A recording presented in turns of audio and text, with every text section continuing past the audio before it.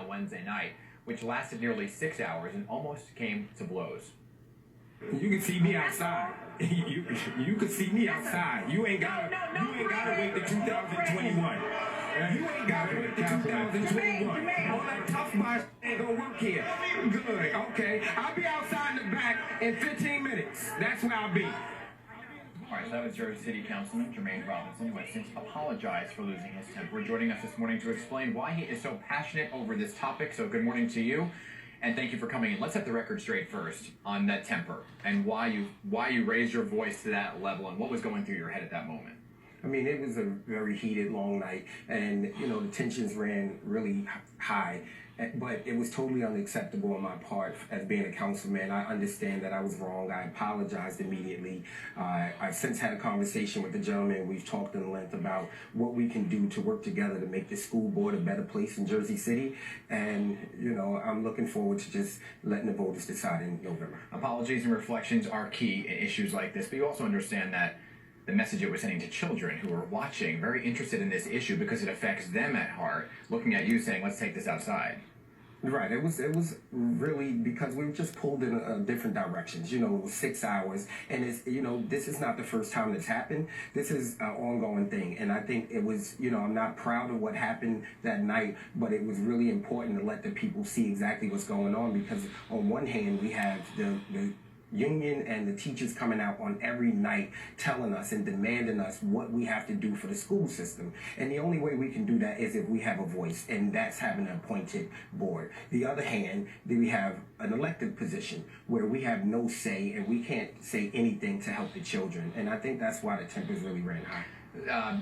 The testing levels in Jersey City for the 35,000 students are at 50%. Testing positively and favorably. So obviously there's an issue with the schools, which is why this is such a passionate topic. You voted to go in favor of mayoral appointees. Why do you feel that's necessary?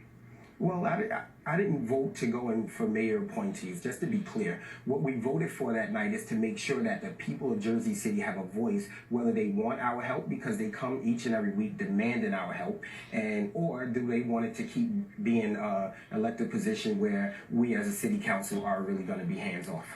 We know there's some issues with the school board right now, currently. Mayor Fulop actually very vocal about that. Let's listen to what he has to say and then get your reaction.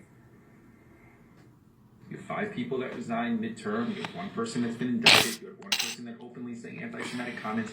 You have 1 board member who's living in China for the year. All right, so clearly there's some issues with the board members. When did the board seemingly fall off the rails? Well, there's been some issues for a long time on the board, and I think that's exactly why we're doing what we're doing. This is an everyday thing that people come every day and they just sit and they demand us to take action. They demand us. And on the other hand, like I said, they sit there and say, hey, we don't want you to be a part of this system. We don't want your help. But every single night, it's important to know that they come in and demand us to take action and be proactive in making sure the kids of Jersey City are really taken care of. We do have some issues on the board. We had some indictments, as the mayor said. We have $150 million budget, that deficit that we're trying to work with. We're trying to work with the school system, but our hands are tied because they have a larger budget than the system. And some of those board members were asked to resign. You called for one of them to resign for anti-Semitic remarks after yesterday. Did you ever look at yourself and say, maybe I should resign after those comments, or no? No, I think it was just the heat of the moment thing. We see what's going on with elected officials around the state.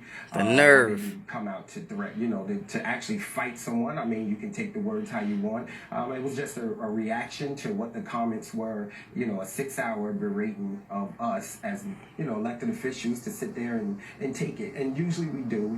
This is not the first time I said it before. This is a every month thing that every meeting the school comes out and they kind of threaten us, and we sit there and take it over and over again. And I apologized, and I think that we can move forward to make a better Jersey City and Councilman, thank you for coming in and setting the record straight. I appreciate your time. Thank you, Dan. I appreciate you having me. All right, 7:41, everybody. Betty, over to you.